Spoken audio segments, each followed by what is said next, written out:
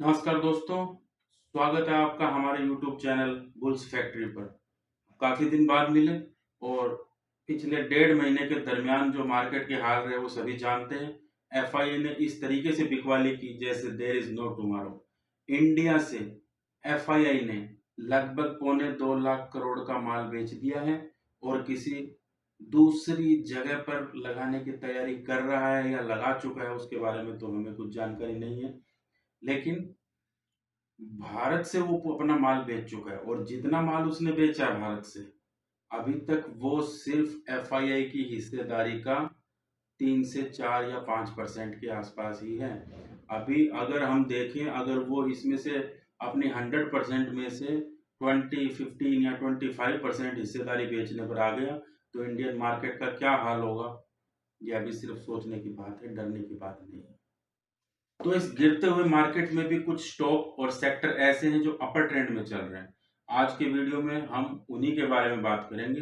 हम 3 स्टॉक के बारे में बात करेंगे और तीनों स्टॉक जो हैं अलग अलग सेक्टर के हैं, मिड कैप और स्मॉल कैप के भी हैं, लेकिन सेक्टर उनका एकदम अलग अलग है। तो अब उन पर स्टॉक्स पर बात करने के लिए हमें चलना पड़ेगा हमारी कंप्यूटर स्क्रीन पर।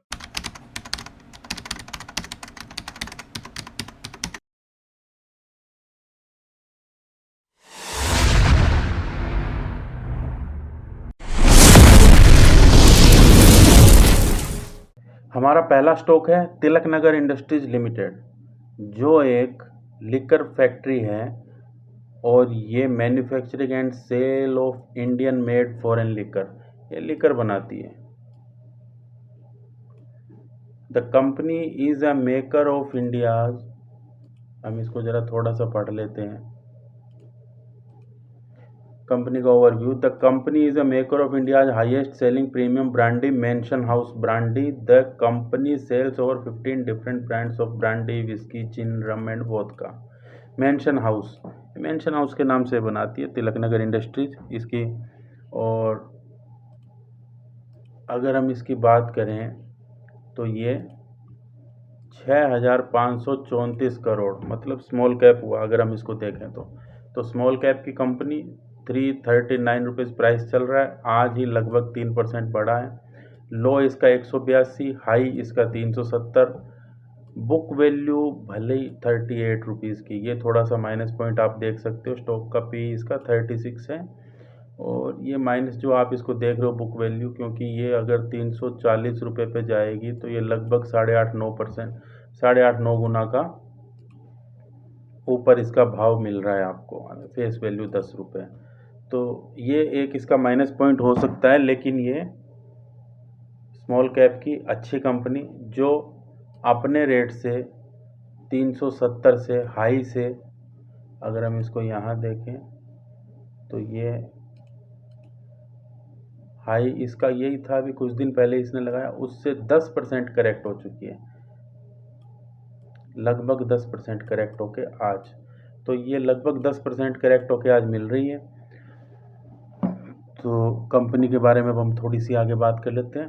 Company has reduced is debt ये लगभग ये ख़त्म कर चुकी है। वो डिलीवर्ड गुड प्रॉफिट ग्रोथ दे रही है।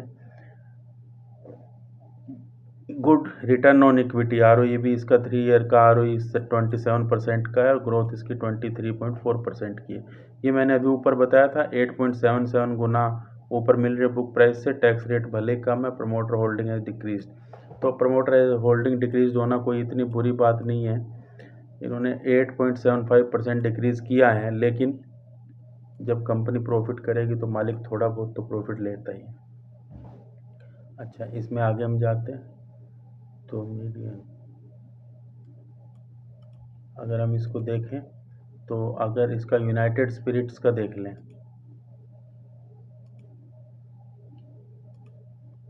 तो इसका पी 72 चल रहा है। यूनाइटेड ब्रेवरीज का 105 चल रहा है। रेडिको खेतान 104। इसके हिसाब से तिलक नगर 35 के पी पर कोई बुरी कंपनी नहीं है। इतने गिरते हुए मार्केट में भी जब इन सब का पी इतना चल रहा है तो ये गिर के कहाँ 35 तक तो पहुँचेंगे, और तब तक तो ये गिरने के बाद अब उठने के कगार पर चालू हो चुकी होगी। अभी इसका पी जो था अभी 22 या 20 के आसपास था, कब? अभी 6 से 7 महीने पहले तक, जब बुल मार्केट की शुरुआत हुई, और उसके बाद में इसने 35 के पी पर अभी आई है। तो अभी मेरे ख्याल से 40 के पी से या 39 के पी से गिर के 35 के पी पर पहुंची है अभी इन 1 से 1.5 महीने के दरमियान। तो अब आगे देखते हैं क्या होता है। इसका जो नेट प्रॉफिट है तिलक नगर का 58 करोड़ रहा है, जो 82% का इसने ज़्यादा वेरिएशन किया है। सेल इसकी 374 करोड़ रही, जो इसकी लगभग 6% की वेरिएशन रहा है। अच्छा, अब अगर हम इसका नेट प्रॉफिट क्वार्टरली देख लें तो क्वार्टरली 44, 31, 40, 58 ये लगभग बढ़ ही रहा है। यहाँ से थोड़ा सा ज़रूर डाउन हुआ है इस वाले एरिए से, लेकिन फिर 26, 37, 44, 31, 40, 58 ये लगभग बढ़ ही रहा है। और अगर हम इसको ये देखें, इसका नेट प्रॉफिट जो है यहाँ से ये माइनस से 2016 में माइनस थी, 17 में माइनस थी, 18 में माइनस थी, 19 में लॉस मेकिंग थी, 20 से ये प्रॉफिट में एक बार आई, लेकिन 21 में फिर लॉस मेकिंग हो गई, फिर 22 से टर्न अराउंड हुआ है 45, 150, 138, 174। तो ये टर्न अराउंडिंग का बोल सकते हैं इसको। शेयर होल्डिंग पैटर्न भी कह रहे हैं कि इन्होंने बेचा, तो कितना बेचा वो भी हम देख लेते हैं। तो ये इन्होंने 40 से 40.17, पिछले साल इनका कितना था? 44 ये कुछ था, 22 में भी 44 था, 42 था, 41 था। तो कोई इतना 8% तो नहीं बेचा इन्होंने पिछले एक साल में। अगर हम इनका सितंबर से अभी तक का देखें तो 1.97% ही बेचा है, लगभग 41.97 से इस पे आए थे। तो ज़्यादा ऐसा कुछ तो नहीं बेचा, लेकिन FII ने लगातार अब हम उसी पे आ गए। FII जो 0.14 थी 21 में, पिछले क्वार्टर में 11.69 थी, इस क्वार्टर में सितंबर के क्वार्टर में 12.40, लगभग 0.80% FII ने अपनी होल्डिंग बढ़ाई है। DII जो पिछले क्वार्टर में 0.35 थी, अभी उसने 1.19% DII ने भी बढ़ाई है। तो FII ने भी बढ़ाई, DII ने भी बढ़ाई, जबकि जो 1% निकला है वो कहाँ से निकला? ये पब्लिक ने क्या किया, 48.32 से 47.79 हुई, 79 से 46.28% हुई। तो ये हमने इसका देख लिया प्रमोटर होल्डिंग भी तिलक नगर का। एक बार मनी कंट्रोल में कुछ और देख लेते हैं, अगर उन्होंने कुछ नया बताया तो 9 रुपये 70 पैसे आज ही बढ़ा है 3%। इसका हाई 364 का है और लो इसका 182 का है, ये हमने देख लिया इसको। और ये जो है मनी कंट्रोल इसको वेरी बुलिश भी बता रहा है, 80% एसेंशियल्स ने इसको पास भी किया है। और उसके बाद में अगर हम इसको यहाँ पे देख लें तो इसका TTM का EPS 8.99% जो गिरा है ईयर ऑन ईयर के मुकाबले, और इसका PE 37 है, PB 9.99 है, सेक्टर का PE 80 है। 80 के PE वाले सेक्टर में 37 का ठीक स्टॉक है। यहाँ पर ये इसकी चाल देख लीजिए, 2 बार डिविडेंड दिया इसने, यहाँ पे इसने हाई लगाया, डाउन हुआ, ऊपर हुआ, ये हुआ, हाई लगाया, फिर अभी गिरा हुआ है। तो अभी फिर से ये जाने की तैयारी में हो सकता है। तो ये बात करी हमने तिलक नगर की। Tilak Nagar industry share rises 17% to hit all time highs on strong Q2 result. Q2 का रिजल्ट इसका अच्छा रहा, तो उस दिन ये नवंबर 5 को 17% का इसने हमारा 100% बाइंग दिखा रहा है कि आप ले सकते हैं इसको, और लेके पोर्टफोलियो में रखने लायक स्टॉक है। इसको शॉर्ट टर्म के हिसाब से मत लीजिएगा, लॉन्ग टर्म का सोच के ही लेना है। पहला स्टॉक हमारा हुआ तिलक नगर। दूसरा स्टॉक है तिलक नगर था स्मॉल कैप कंपनी, बिल्कुल 6500 करोड़ की कंपनी। अब हम आए BSC लिमिटेड। पहली कंपनी थी लिकर की, शराब की, दूसरी कंपनी है BSC एक्सचेंज, बिल्कुल अलग सेक्टर। तो BSC पे अब हम बात कर लेते हैं कि BSC का मार्केट कैप 61,000 करोड़, तो इसको स्मॉल कैप अगर आप नहीं माने तो 50,000 करोड़ से बड़ी कंपनी, इसको आप मिड कैप का स्टॉक मान सकते हैं। करंट प्राइस 4,548, हाई इसका 4,990 यानी 5,000 मान लें, तो 5,000 से 500 रुपये टूट के लगभग 4,500 पे है, तो ये भी 10% डाउन है अपने उससे, तो 10% डाउन पे मिल रहा है। बुक वैल्यू हालांकि इसके साथ भी वही मामला है, 274 की है, ये लगभग 17-18% ऊपर मिल रहा होगा, 17-18 गुना। फेस वैल्यू इसकी 2 है। ROC और ROE इसका 20% और 15.2% है। स्टॉक भी हालांकि बहुत ज़्यादा चल रहा है, 74.8 चल रहा है, जिसके बारे में आपको देख के रखना पड़ेगा। इसके अगर हम की पॉइंट की बात कर लें तो ये Bombay stock exchange is an Indian stock exchange located at Dalal street in Mumbai. ठीक है, हिस्ट्री इसकी है, BSE the first ever stock exchange in Asia was established 1875. It is also the first in the country to be granted permanent recognition under the securities contract. BSE के बारे में तो सभी जानते हैं, जो भी आदमी स्टॉक लेता है उसको मालूम है, BSE NSE दो ही एक्सचेंज है जिनसे स्टॉक लेता है, और अभी तक NSE एक्सचेंज नहीं है, NSE लिस्टेड नहीं है, जबकि BSE लिस्टेड है, तो BSE पे अभी चल रहा है। तो जिस भी आदमी को स्टॉक लेने हैं वो लेगा तो इन्हीं के थ्रू, या तो NSE या BSE। NSE लिस्टेड नहीं है, और वो आदमी अगर एक्सचेंज का कोई स्टॉक लेना चाहता है इन्वेस्टर, तो उसके पास में BSE एक अच्छा ऑप्शन है गिरते मार्केट में भी। अच्छा, अब अगर हम इसका ये चार्ट तो इसमें नहीं देखेंगे, मनी कंट्रोल में देखेंगे। अब हम इसको देख लेते हैं। कंपनी जो ऑलमोस्ट डेट फ्री, चूँकि एक्सचेंज है इसका कोई डेट होना भी नहीं, कोई मैन्युफैक्चरिंग तो कर नहीं रही है, डेट फ्री तो पहले से ही है। गिव गुड क्वार्टर दे रही है, हेल्दी डिविडेंड दे रही है 57.2% का, लेकिन वही मैंने कहा था 17-18% स्टॉक ऊपर चल रहा है बुक वैल्यू से, तो ये वही 16.6%।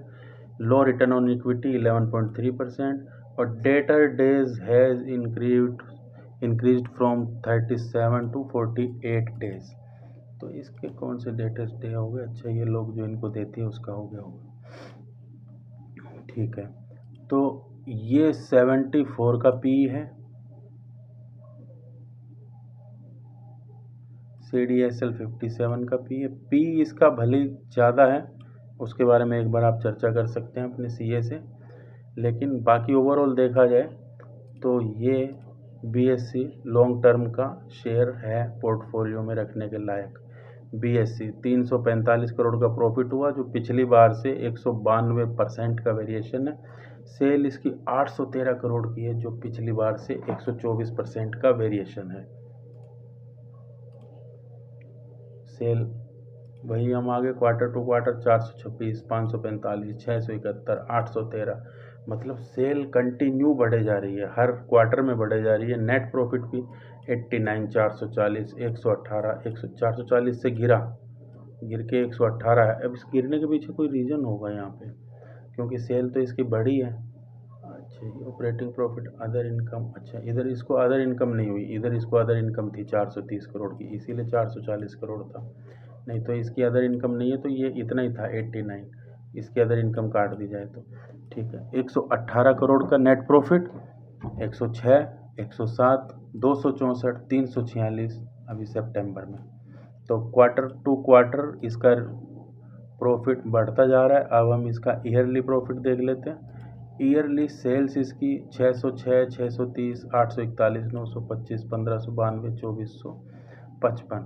Operating profit 202, 352, 316, 626, 1102। बढ़ रहा है, प्रॉफिट तो इंक्रीज हुए जा रहा है। और जब प्रॉफिट कर रही है कंपनी तो क्यों डाउन जाएगी? पी हालांकि ज़्यादा है, उसके बारे में एक बार देखना पड़ेगा। इसमें प्रमोटर होल्डिंग जो है FII ने इसमें भी बढ़ाई है 11.12। ये मार्च में इसके पास ज़्यादा थी FII में, इसने जून में बेची थी, लेकिन फिर इसने अभी सितंबर में फिर बढ़ाई है। सितंबर में बढ़ा के कितनी कर दी? 11 से 13.1। और इधर FII ने भी 11 से 11.60 से 11.68, लेकिन ये जो हमारा रिटेलर है वो कम होके 54.52 से 52.40 पर आ गया। तो रिटेलर का 2% कम हुआ, वो 2%, 1% FII के पास गया, 1% DIA के पास गया। टोटल इसमें शेयर होल्डर हैं 5.43 लाख, तो 5,43,000 शेयर होल्डर, ज़्यादा नहीं है कुछ। कंपनी लॉन्ग टर्म के हिसाब से आप रख सकते हैं। ये हमारा मनी कंट्रोल पे एक बार और देख लेते हैं, छोटा सा 56 रुपये, 1.25% बढ़ा है। मनी कंट्रोल भी इसको वेरी बुलिश बता रहा है, स्ट्रॉन्ग परफॉर्मर है। EPS इसका वेरी गुड 61 चल रहा है, 70% ईयर ऑन से ज़्यादा है। P इसका हाई है, जो मैंने अभी बताया आपको, हाई P है। PB भी इसका हाई है 18.65। हालांकि सेक्टर का P 92.92 है, उसके हिसाब से इसका P ठीक है, लेकिन फिर भी अगर हम उसके हिसाब से देखें पैरामीटर्स के हिसाब से तो इसका P हाई है। इधर से इसको ये देख लिया जाए चार्ट, तो इसका चार्ट भी तिलक नगर की तरह अप डाउन, हाई मारा डाउन, हाई गया डाउन। तो अभी फिर से कुछ इसका चांस बन सकता है, और लॉन्ग टर्म के हिसाब से ये इसको आप अपने पोर्टफोलियो में देख सकते हैं, नज़र इनायत अपनी कर सकते हैं कि आप लेने का इच्छुक हैं या नहीं हैं। सभी ने मूविंग एवरेज के हिसाब से बुलिश है, टेक्निकल इंडिकेटर बुलिश है, मूविंग एवरेज क्रॉसओवर बुलिश है, टेक्निकल रेटिंग इसकी वेरी बुलिश है।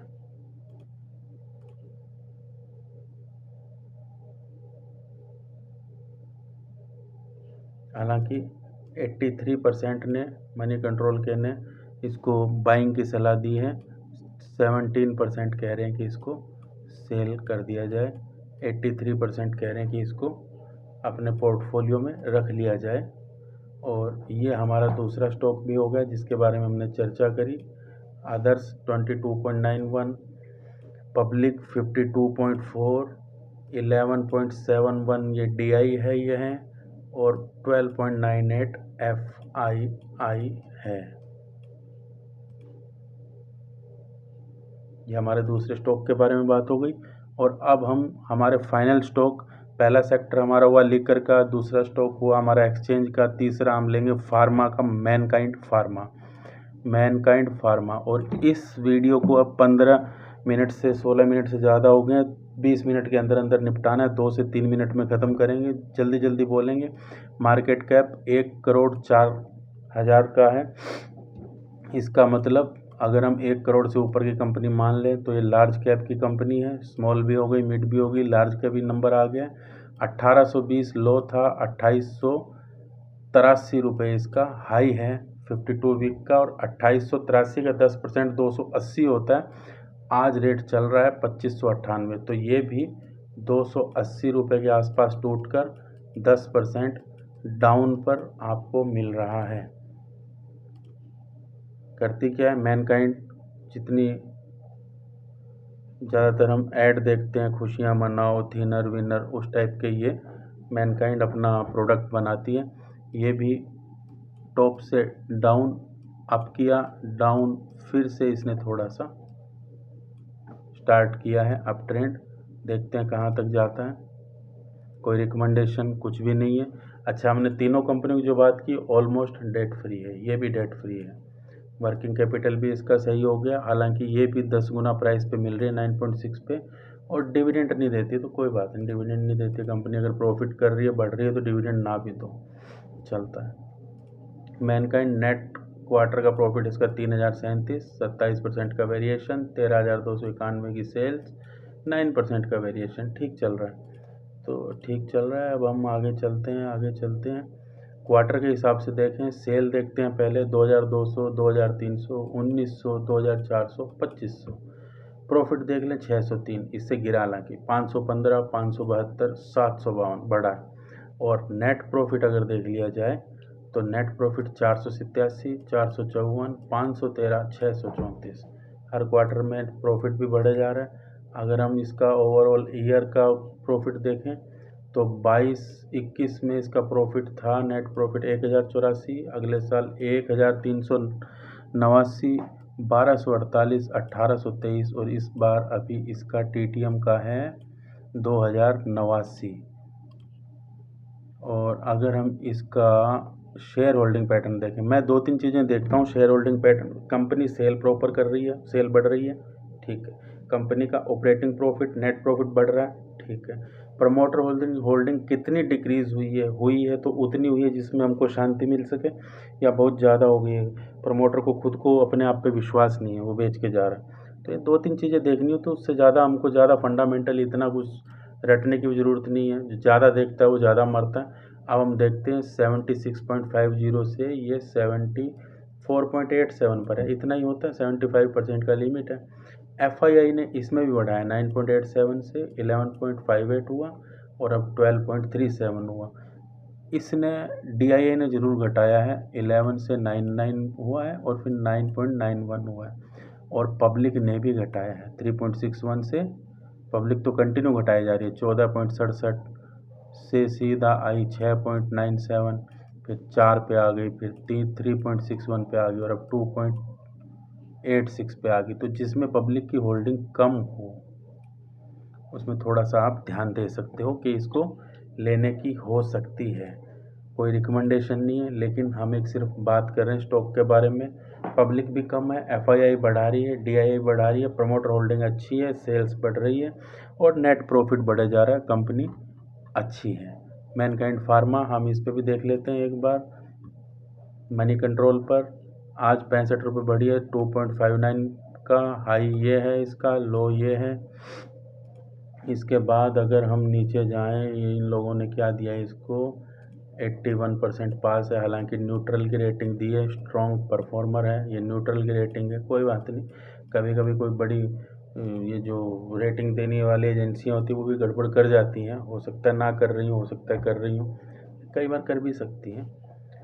ये भी अपने रेट से 10% नीचे मिल रहा है लगभग, इसका भी हाल वही हुआ है, up down up down up down.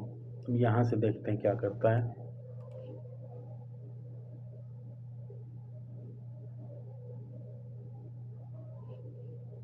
अच्छा, ये एक इसमें ज़रूर बता रहा है कि buy Mankind Pharma target of 3140, Motilal Oswal ने टारगेट दिया है इसको। लेकिन इनके जो मनी कंट्रोल के यूज़र हैं उन्होंने 100% इसको सेल करने का रिकमेंडेशन दिया है, जिसको कम से कम हम तो नहीं मानते हैं। क्यों? क्योंकि कई बार यूज़र जो सोच रहे होते हैं वो नहीं होता। हो सकता है कि हम कई बार गलत हो जाएं, हम हो जाएं, इनके यूज़र या मनी कंट्रोल जो रेटिंग एजेंसी है वो सही हो, लेकिन हम अपने दिल की सुनेंगे। हम फार्मा के स्टोर पे जाते हैं, वहाँ कुछ देखते हैं, मैनकाइंड की दवाइयाँ ज़्यादा हमें दिखती हैं, तो जो चीज़ हमें दिख रही है वही हम लेंगे। अभी कुछ समय पहले मैं एक शराब की दुकान पर गया, वहाँ मुझे मिला पिकाडी लैग्रो की एक वाइट कलर की शीशी मिली, शराब की बोतल। मैंने देखा उसमें पिकाडी लैग्रो था और मैंने घर आके उसका शेयर लिया पिकाडी लैग्रो का। ये बताने जो बात चल रही है कि कई बार रेटिंग एजेंसियाँ गड़बड़ कर जाती, तो उस समय उसका शेयर था 36 रुपीज़ का, 1 साल या सवा साल पुरानी बात है। 36 का शेयर मैंने ले लिया, उसके बाद में वो लगभग 60-70 कुछ गया, मैंने 60-70 डबल हो गया, हमने काट दिया उसको। आज वो शेयर कुछ समय पहले तक 560 रुपये पर था, मतलब लगभग 550, 36 रुपये का शेयर 20 गुना ऊपर था, जो हालांकि हम संभाल नहीं पाए, हम 1 ही गुना ले पाए उसमें, 2 गुना ही कर पाए उसको। लेकिन कई बार रेटिंग एजेंसियां गड़बड़ कर जाती हैं, आपको जो मन में ठीक लगे आप वो उस पर टिके रहिए और कुछ नहीं है। तो हमने आज 3 शेयरों की बात करी, तीनों हैं तिलक नगर, BSC और मैनकाइंड। तीनों को आप भी एक बार अपनी तरफ से समीक्षा कर सकते हैं, अपने पोर्टफोलियो में रखने लायक शेयर हो सकते हैं। ये इच्छा आपकी रहेगी कि आप उसको रखेंगे कि नहीं रखेंगे। और रिकमेंडेशन या ख़रीदने की सलाह बिल्कुल नहीं है, इसको आप सिर्फ एक बार देख सकते हैं। तो आज के वीडियो को यहीं विराम देते हैं। जय श्री राम।